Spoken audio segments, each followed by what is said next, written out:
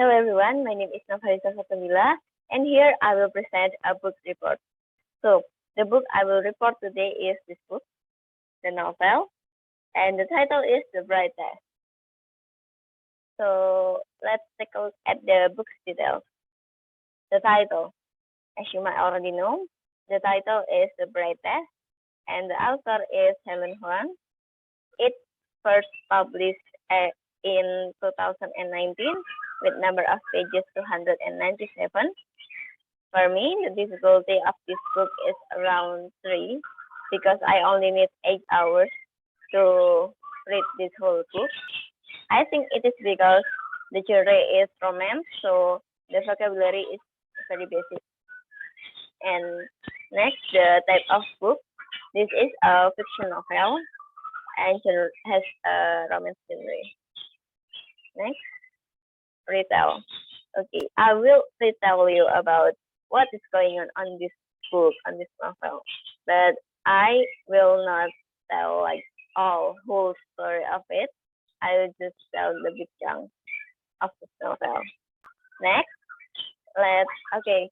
So before I retell about this novel, I want you guys to know our main characters today about Kai. Okay, Kai was a male protagonist of this novel, and Deep Kai was not able to feel. At least that's what he convinced himself. He has no feeling. And maybe you guys already questioning. Well, it is because Kai was an autistic boy. But despite of his autistic, he was a straight A student. He has a mesmerizing handsome face, and now he lives by himself near Silicon Valley, where he became the CEO of his own company. Yet, having these qualities as a man didn't make him a womanizer.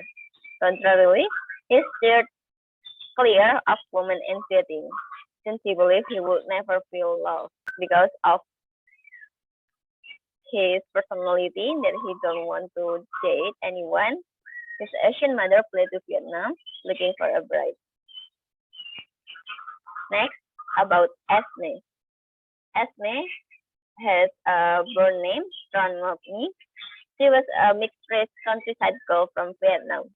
She moved to Ho Chi Minh City with her family, and Me, her nickname, lived in the slum area of the city along with her grandmother, her mother, and a daughter. She has a daughter without a marriage at the age of 17. So to support her family financially, she worked at the hotel as a janitor. Although that is not the life she wanted, since she used to be a bright student, but she never had regretted having her baby. When she was given the opportunity to go to the States, to the US, she couldn't turn it down. And that's when she met Deep Kai as Esmeralda Tran, her American name. Okay, next. So before I tell you about the novel, I divided into 5 parts, like the song. So here is the prelude. At the prologue of this novel, it told about young Kai. Young Kai was at the loss of his best friend's death. His best friend, named Andy, was also his cousin, and he died at traffic accident when he was about to meet Kai. However, despite his deep sorrow, he couldn't cry at all. Then it led him to think that he was ready to feel nothing. And time flashed to the present time on the other side of the world in Vietnam. There, he visited scrubbing the hotel's toilet. There, he met Konga, the mother of Kai. Konga then asked me to go to the States to meet her son. Actually, not only to meet, but of course, also to marry him. Next, the introductory. The first meeting of Kai and Esme will be at the California airport. Kai forced himself that to not be interested in Esme, but he couldn't lie to himself. He has found Esme as an attractive woman at the first sight, and days have gone by differently for them both after their first meeting. Esme needed to work in Konger restaurant while Hai went with his own schedule. And in the middle of that, of course, because they both live under the same roof, the romance has grown slowly but surely between them. Next is interlude. So there's a deal that has made before between Esme and Konya, which contains three things Esme should do, which is make her willing to marry her. He works in Konya restaurant, and the last one is attend family weddings with Kai. And here it came, the first wedding of prosperous Viet Kieu. Viet Kieu is the name for Vietnam people that live abroad. And this first wedding was like an entrance for them. They were closer and started to be more open about themselves to each other after this first wedding attended. And as the second wedding came up, the two had already tangled in love substantially. And a series of events happened, making Ismail realize he got hooked up by the love that he assembled to hook Kai. But little did she care, because she thought that Kai was in love with her too, since he treated her specially. Next, denial. The third wedding was the last wedding they needed to attend. Also, the time they needed to decide whether to stop there or walk down the aisle by the end of summer. Both of them, who already felt attached to each other, decide to go for the wedding, but without telling each other. Even so, their reasons are different, and it acted just like a time bomb. And once the time bomb has exploded, it breaks their relationship. So it is because the denial of Hai. He stubbornly believed that he wasn't in love with Ismay, that all his feelings were just habitual feelings he got because of Ismay's presence, and he would try to get rid of it soon. Kai wants to marry Ismay just because of that ridiculous reason, and the other thing is he wanted to help Ismay get an American citizenship. While Esme, on the other hand, had fallen to give to Kai. And Esme walked out of his house. Esme buy an apartment and live by herself.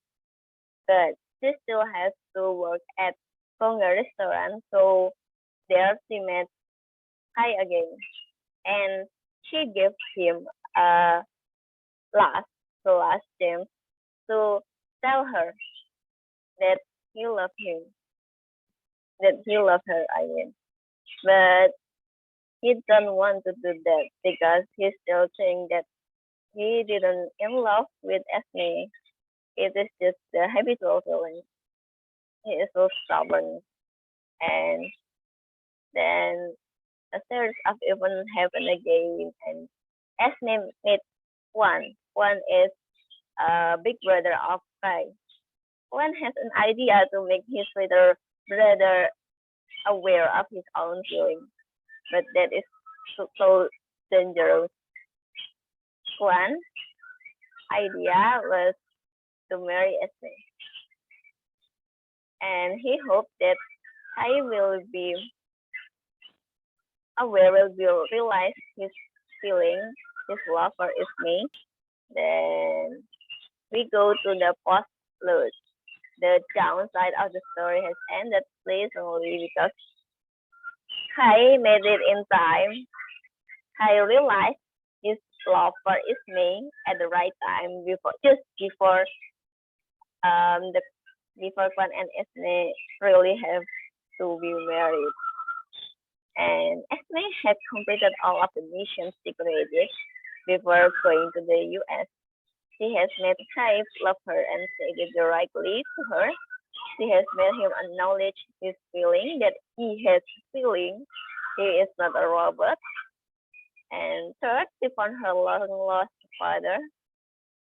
Fourth, she gave her little daughter a complete family with mind path and the one beyond her imagination.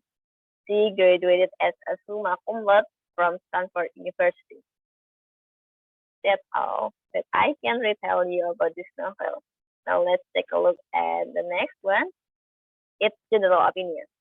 My general opinion of The Brightest is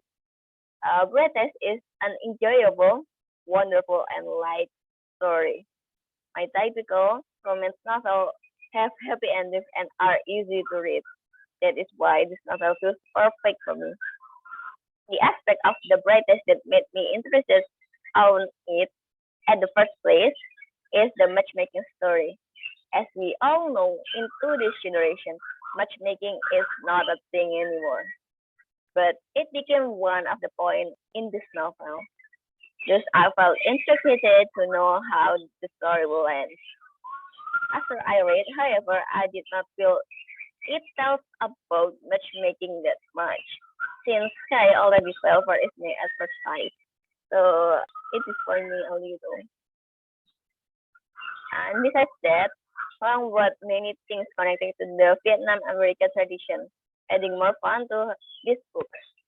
For example, there are three weddings that Esme and Hai needed to attend, and all of them have their own uniquenesses.